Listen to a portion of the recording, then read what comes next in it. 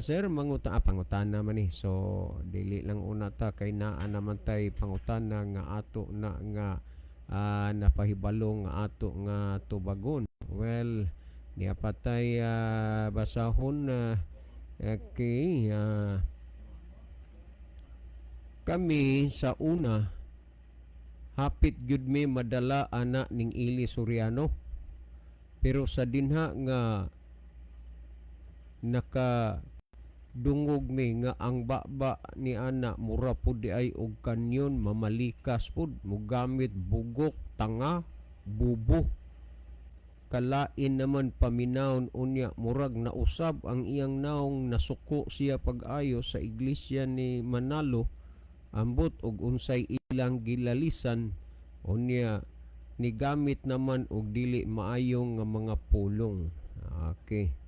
Patay basahon sir, pangutana gihapon ni. So di na lang tananay kay ato pa na naman tay pangutana nga ato nagipahibalo nga tubagon. Okay, last text nga ako nga basahon. Mo great lang mi sir og happy wedding advance sa among auntie Teresa. Auntie, niabot na gyud in town ang panahon. Hapit ka naman mo abot sa kalendar pero naminyo na gyud in town ka, kulba gyud auntie. Kay hapit ka na mga lendaryo unya karon kaslon ka na og kaluy-an karong Domingo. Hihihi. Ihaw ka na gyud ate. Salamat sa pagbasa sir.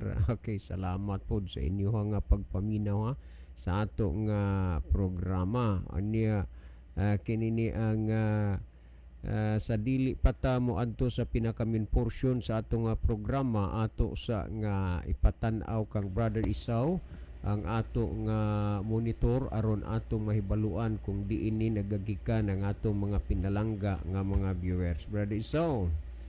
Okay, salamat Brother John og maayong gabi kanyang tanan mga kaigsunan og mga kiglaan, mga suking tigpaminaw natong programa sa kanginan Jesus is our hope.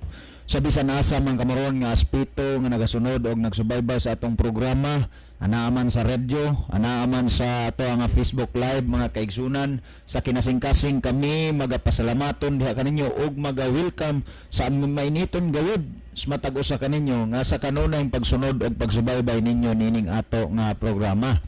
Dili pa kayo ingon dugay ang ato nga nahimo nga live tungod kay nadilatar ta mga kaigsunan tungod sa mga nagkalain-lain nga panghitabo, no, nabisita niya na dilatar kita sa oras pag-ari, pero pasalamat ta sa Ginoo nga nakaabot ra gihapon ta dinhi sa ato nga programa bisan man na late. So alang sa tanan nato nga mga Facebook viewers, mohangyo mi kaninyo tanan mga kaigsunan nga inyo nga i-share pod ang ato nga program. Kay kanang pag-share ninyo sa ato nga program, dako na kayo ning kini ang participation sa pagduso sa buhaton sa Dios nga mawali ang mayong balita sa tibuok nga kalibutan. Ang katumanan nga aron ang pulong sa Dios mawali sa tibuok kalibutan mga kaigsunan kanang gisgutan sa balang kasulatan nga ang mensahe gipaagi og hangin mga kaigsunan sa manulunda sa ibabaw sa tibuok kalibutan.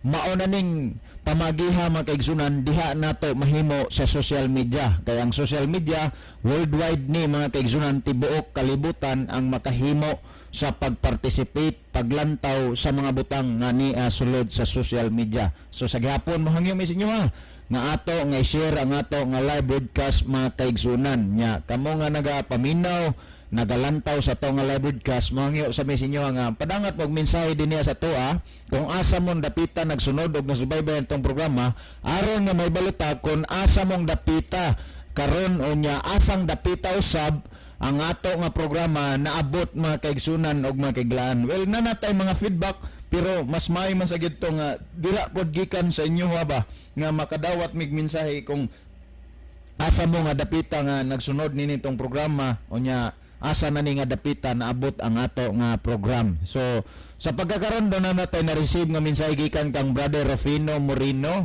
watching from San Remigio, Cebu.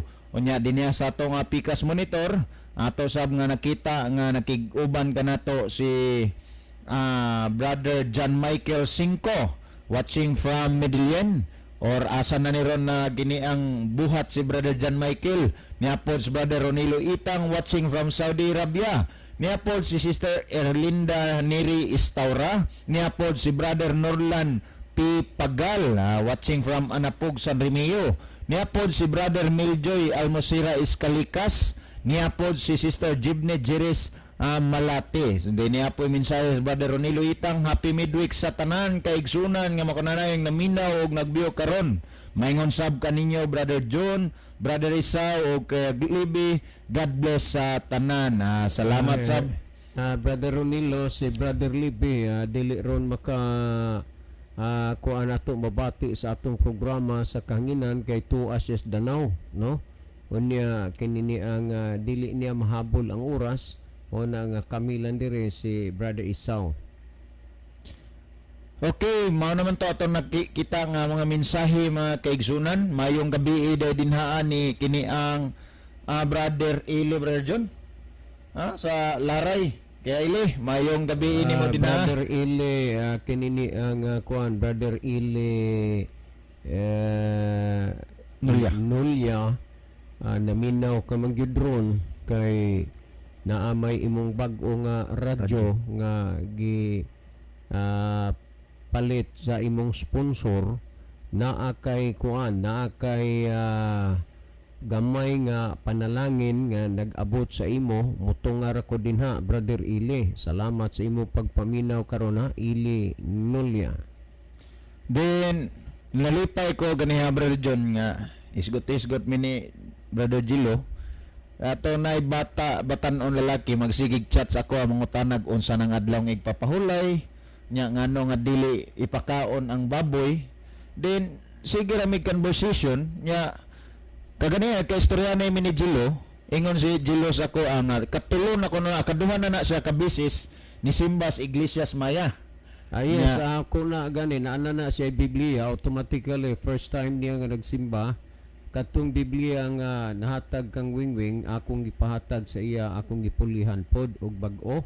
So kining bata butan ra ba ni, wa lang gid ko kailaan ni. Si iyang pangalan Brother John, si Brother Nas Monchadora. Brother Nas Monchadora, no? Salamat sa imuhang sub-sub na nga pagbisita sa simbahan. Og unya amo na nga gihisgutan na ang imong regular nga Bible study. Salamat nga wa pa ka nag-Bible study pero nagsimba ka na kay ang uban magod mauna ang Bible study sunod ang simba, pero ang imo lahi kay naguna ang simba sunod ang Bible study.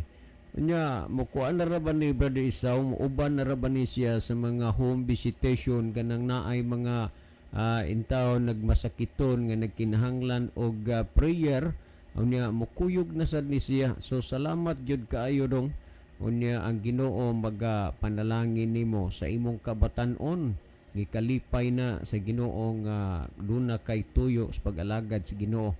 So among hisgutan kung kanusa mag-start ang imuhang regular nga Bible study, labi na nga gukdunon ang imuhang panahon tungod kay estudyante ka manggod, pero dili na babag, no? Dili na maoy hadlang nga dili ka ma-Bible studyhan. So ato lang unya na nga hisgutan, either lang si Ma'am Gisirel Arisgado or si Brother Isaw o kaya ako, no?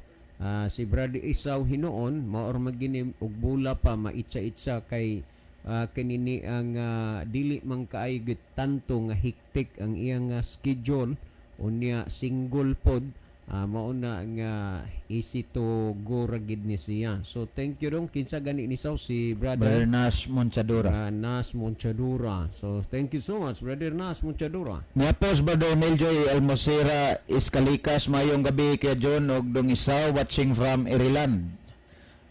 Salamat sa pag-view. Brother Miljoy. Ato na di siya sa Ireland karon. Yes. Brother Miljoy, hinumdumi unya mi kung tuwa ka na sa imuhang paraiso. Naa naman day ka din ha, kalayo na ba day nimo, Ireland ka naman ron. Niya pod si Sister Leah Muñez pakaingon akog Suryano. Niya pod si Sister Lynn of Korea, maayong hapon kaninyo mga brothers. Happy midweek. Sa tanang naminaw mga igsoon watching from Kinatarkan. Salamat Sister Lynn sa mga pagsunod at pagsubaybay sa itong programa. Maayong gabi daydirano ni Brother Junjun Iskalikas. Uban sa iya nga pamilya.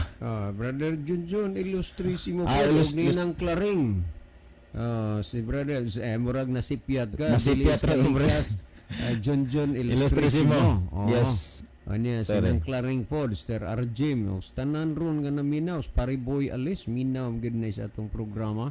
And my only brother, si Kunsihal Alan dito des Barangay Bituon. O sa tanan lang na minaw des isla, sayod ta nga daghang gyud nagsunod sa atong programa niya. Thank you so much. Niya po si Brother Gino Arcabal. Niya sa pagkakaroon mapanito nagkita ng mga mensahe. Well, alas pagpadayon sa itong programa ang panahon na ibalik da kanimo Brother John. Okay, daghang salamat Brother Isao. No, dito diri lang mo largo sa akong number ha text ayaw sa mo kay Brother Libe. Well, mabasa maghapon na pero ugma na kay to ang magudsaron sa Danao. Ato ning kuan, ato ning tagaan og atensyon kinini ang pangutana dinhi ni RJ sa San Isidro Leyte, no? Anya Brother RJ, hope nga naminaw gyud ka karon uban sa inyong mga kaubanan diha sa inyong lokal, no? Og unya ato ning tagaan og atensyon kining imong gipangutana dire. Kanunay mi namati sa inyo sir. Og dunay og dugay nami nga namati natingala kaayo mi nga dili man di ay mo sure nga maluwas mo sa inyong relihiyon. Dili ba dunay setas nga nag-ingon nga mosulod ka sa iglesia maluwas kay ang naa sa gawas tulisan og kawatan. Si Argine sa San Isidro Leyte. Okay, daghang kayong salamat Brother RG, no? Unya tinud ato ang imuhang kuan og padad-an ti ka og Biblia dinha kung gikinahanglan magani nimo na naman kay mga kaubanan pod sa inyong pagtuo di lang siguro mo pareha og lokal nga napadad-an na nako og Biblia. Unya kinini ang nabasa na gyud nila ang Biblia, wala kay bayad anay hatag ra na Biblia Brother RJ. Kay kamo manggod mura bag gihikawan mo kay gayunan nga makabaton mo Biblia kay wa man na itugot sa inyo hagod. Pero paninguha nga ang Biblia makabaton ka kay parang masiguro nimo ang mga butang nga imong nadungog og nabati. Okay, atong balikan igbasa kanunay mi namati sa inyo sir og dugay nami nga namati natingala kaayo mi nga dili man di ay mo sure nga maluwas mo sa inyong relihiyon. Dili ba dunay setas nga nag-ingon nga mosulod ka sa iglesia maluwas kay ang naa sa gawas tulisan og kawatan. Si Argine sa San Isidro Leyte. Okay, daghang kayong salamat Brother RG sa imong gitext diri sa ato nga programa. Sa tinud-anay lang gyud Brother RG, daghan kaayo na kay ubay-ubay naman gyud pud moron. Medyo ang Hinoon ang medyo saturated na ninyo halos ang Pilipinas kay bisag asang dapitas Pilipinas naa na may namarog ninyo nga simbahan. Ako maingon nga nabilong na pud mo sa daghan. O gunya kining imong gituhuan o gihuna-huna mao po ni gituhuan o gihuna-huna sa kadaghanan sa inyong mga kauban. Ang usa sa mga punto gyud nganong kamo mag-iglesia tungod kay inyo na nga gipagipatuon na sa inyo nga og dili mo mag-iglesia dili mo maluwas. Kay sa unang panahon god ang kaluwasan pinaagi mo inyo ning doktrina ha. Muni explikasyon sa inyo while nga mangminaw mo panahon sa Bible study mga kanang gitawag og pamahayag mo gyud ni ang mulabas nga ang kaluwasan sa unang panahon pinaagi og arka. Amo na ang inyo ha. Pero sa pagkakaron dili na arka ang kaluwasan sa tao kundi pinaagi na sa pag-iglesia. Amo na ang gitudlo sa inyo ha. sa walay pagsusi dako gyud kaayo nga kumpiyansa nga nituo ra pod mo niini nga og dili mag-iglesia dili maluwas.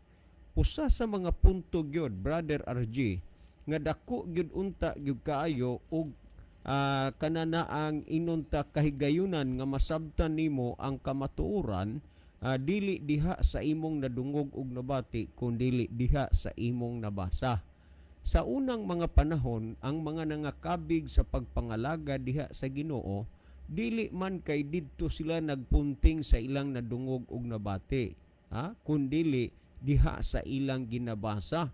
Tan-awa ra gud ang Luka kanang buhat 17:11, nag-ingon og kining mga Hudiyo mabuot pa sa mga Hudiyo didto sa kananaang Tesalonika, Berea, kay ilang gisusi ang kasulatan adlaw-adlaw kung tinuod ba ang mga butang nga gikasugilon kanila. Tanawa lang, ang sukdanan, ang taksanan ug timbangan nga masyure nimo nga siguro ng imong nadungog ug nabati pinasikad sa pagsusi o pagbasa sa kasulatan matag adlaw. Pero unsa may inyong basahon nga dili man mo tagaan og Biblia, di man mo pabasahon og Biblia, naara mo magbasa sa text sa inyong cellphone, pero wa manay dili man na maong mga pulunga ang gikinahanglan nga maluwas ang tao. Yes, tinuod na naay gisulti din his Biblia nga ang naa sa gawas tulisan og ang kawatao og kawatan. Pero ang tinuod paggasulti, dili iglesia ang ang girumbo. Unang-una, tandaan nato si Kristo nagtukod iglesia sa tuig 31.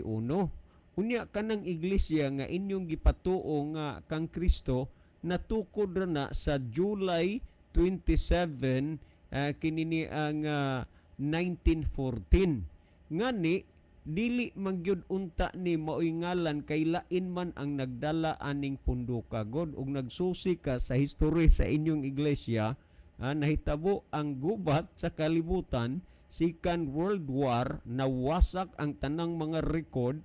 Unya si Manalo after sa kananaang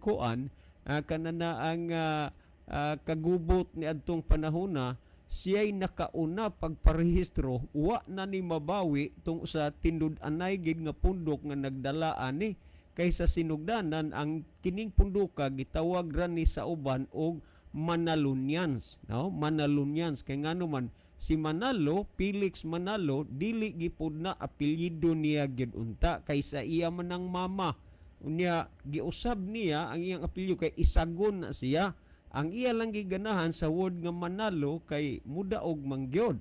Og unya dinhi hinay-hinay nga sulod niya ang iyang kaugalingon nga mahimo siyang kabahin sa Biblia. So gipatuon niya nga siya sugo ng Dios, unya gipatuon niya nga siya ang anghel. Anghel. So og unsa pa nang mga puntuhag mga bahina, ang tinuod paggasulti dili na maoy koneksyon nga ang tao maluwas diha. Kay ngano man ang kaluwasan kaning inyong gihisgutan nga pinaagi sa pag-iglesia maluwas ang tao, bakak man na. Bakak na. Kay kun pinaagi pa sa pundok o relihiyon ang tao maluwas, aw dili na lang pakinhanglanon nga si Kristo magpalansang dito sa krus aron ta maluwas, kay maluwas na maday sa relihiyon. O gunya dako mangyud kaayo na nga pamalandungon yo tan-awa karon nagdiriwang mo sa ika-110 nga founding anniversary. Wa na ra bagid ninyo ni dada ang pulong founding kay anniversary ra ang inyong gigunitan.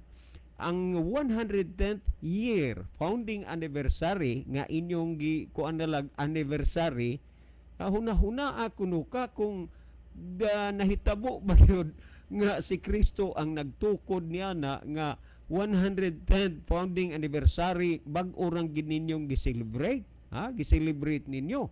Karon ni kanang gihisgutan gyud nga matud pa din hinimo ang musulod sa iglesia.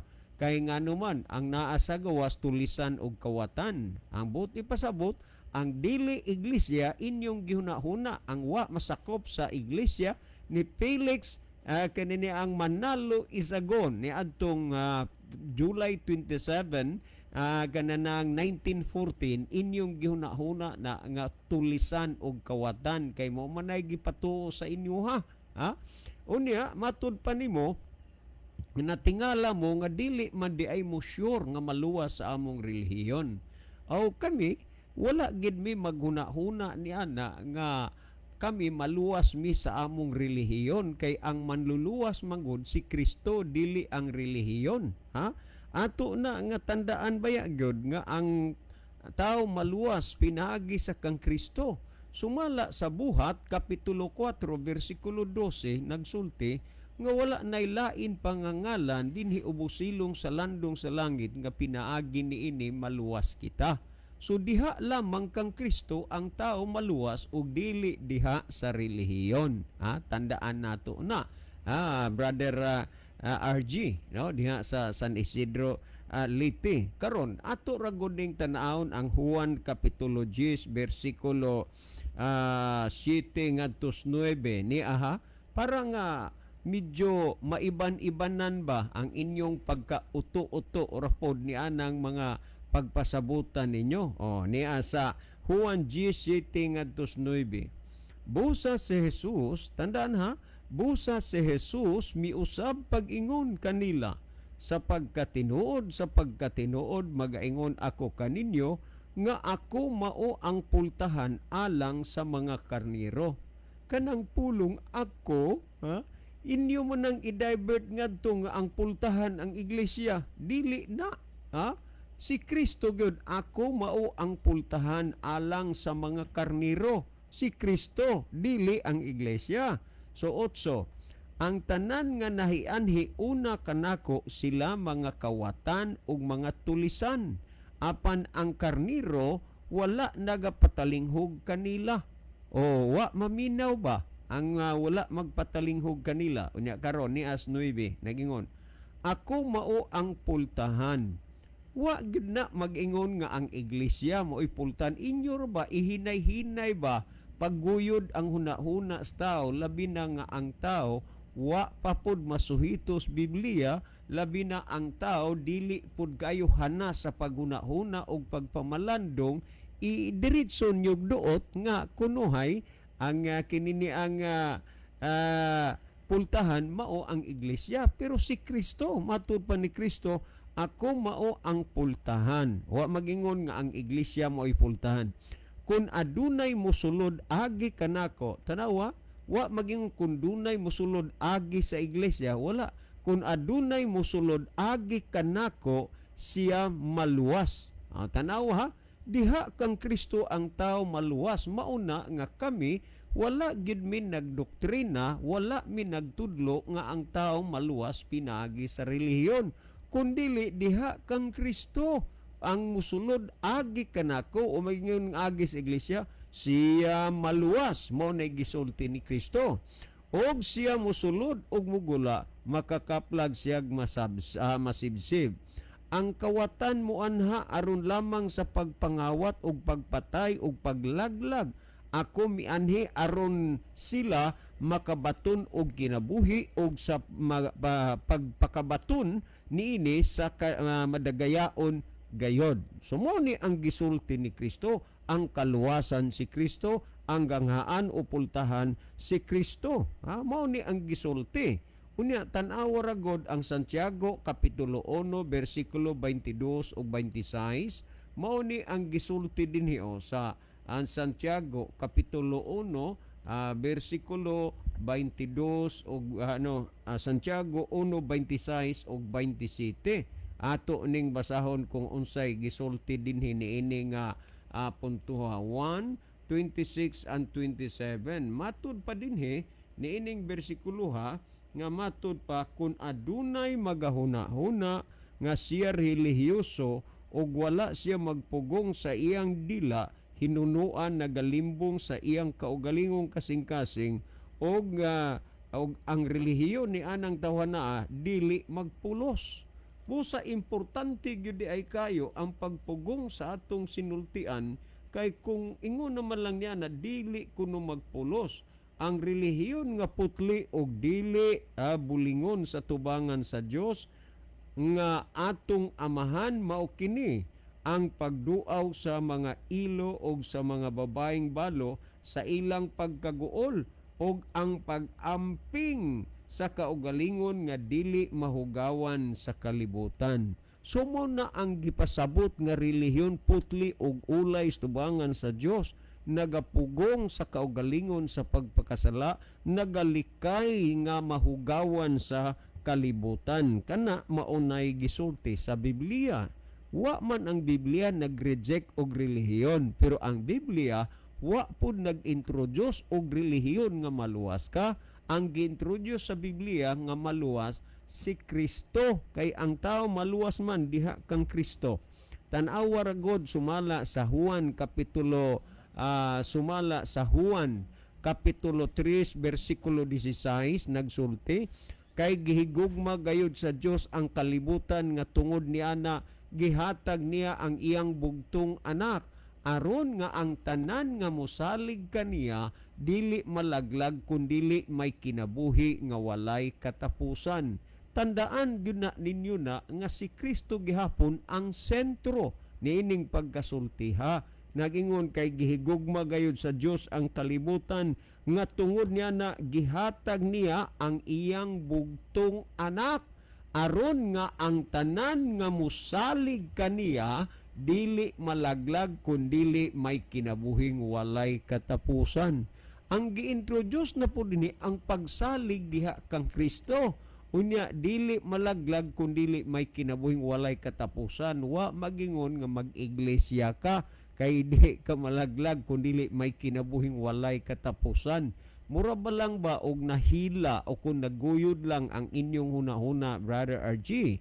Unya kung ato nga basahon dinhi sa gisgutan sa buhat 16 unya ngadto sa 34 unsay gisulti dinhi akong basahon na buhat 16 28 ngadto sa 34 ingon niini akong basahon unsay gisulti dinhi.